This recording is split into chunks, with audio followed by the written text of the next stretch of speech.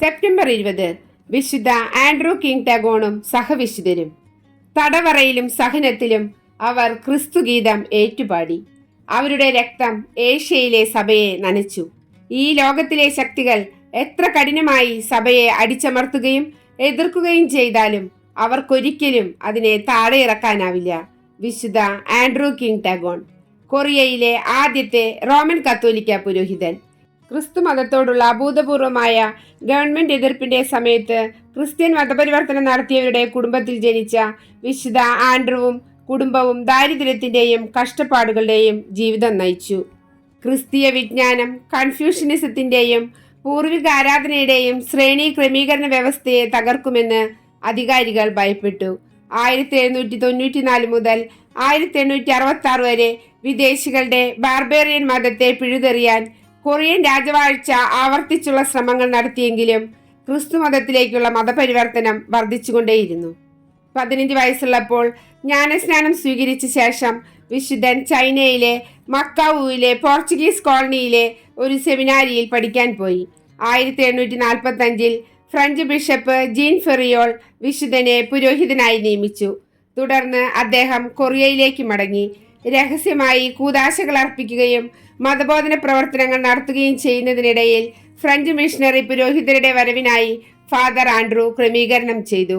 1846 അറസ്റ്റിലായ അദ്ദേഹത്തെ വിശ്വാസം ഉപേക്ഷിക്കാൻ പ്രേരിപ്പിച്ചുകൊണ്ട് ക്രൂരമായി പീഡിപ്പിച്ചു. അതൊന്നും വകവയ്ക്കാതെ വിശുദ്ധൻ തന്റെ ഇടവകക്കാർക്ക് പ്രചോദനാത്മകമായ നിരവധി കത്തുകൾ എഴുതി. ആ കത്തിൽ തന്റെ ഇടവകക്കാർ നേരിടേണ്ടി വരുന്ന ബുദ്ധിമുട്ടുകളെ അദ്ദേഹം ഉയർത്തിക്കാട്ടി. അവർക്ക് പ്രത്യാശ നൽകി. ക്രിസ്തുവിലുള്ള രക്ഷയിലേക്ക് അദ്ദേഹം അവരെ നയിച്ചു. കത്തോലിക്ക വിശ്വാസം പഠിപ്പിക്കുന്നതിലൂടെ ശക്തി കണ്ടെത്താനും വിശ്വാസത്തിൽ ഉറച്ചു നിൽക്കാനും അവരെ പ്രോത്സാഹിപ്പിച്ചു. ക്രിസ്തുമത വിശ്വാസികൾ കൊറിയൻ സർക്കാരിന്റെ പീഡനത്തിന് വിധേയരായി. ഇതിന്റെ ഭാഗമായി ആയിരക്കണക്കിന് ആളുകൾ ഈ കാലഘട്ടത്തിൽ വധിക്കപ്പെട്ടു. വിശുദ്ധ ആൻഡ്രൂ കിമും സഹവിശുദ്ധരും കൊറിയയിൽ ക്രിസ്തുമതം പ്രചരിപ്പിക്കുന്നതിനിടയിൽ 1846 25-ാം വയസ്സിൽ ഹാൻ നദിയുടെ സമീപത്ത് വെച്ച് തലഛേദിച്ച് ക്രിസ്തുവിനു വേണ്ടി രക്തസാക്ഷിത്വം വരിക്കാനിടയായി. അദ്ദേഹത്തോടൊപ്പം സെന്റ് പോൾ ചോഗ് ഹാസം ഉൾപ്പെടെ നിരവധി പേർ രക്തസാക്ഷികളായി. രക്തസാക്ഷിയായ ആദ്യത്തെ കൊറിയൻ വൈദികനായിരുന്നു വിശുദ്ധ ആൻഡ്രൂ. ഇത് എൻ്റെ ജീവിതത്തിലെ അവസാന മണിക്കൂറാണ്. ഞാൻ മറ്റുള്ളവരുമായി ബന്ധപ്പെട്ടത് എൻ്റെ ദൈവത്തിനും മതത്തിനും വേണ്ടിയാണ്. ഞാൻ മരിക്കുന്നത് ജീവനുള്ള ക്രിസ്തുവിന് വേണ്ടിയാണ്. വിശുദ്ധ ആൻഡ്രൂവിന്റെ അവസാന വാക്കുകളാണിത്.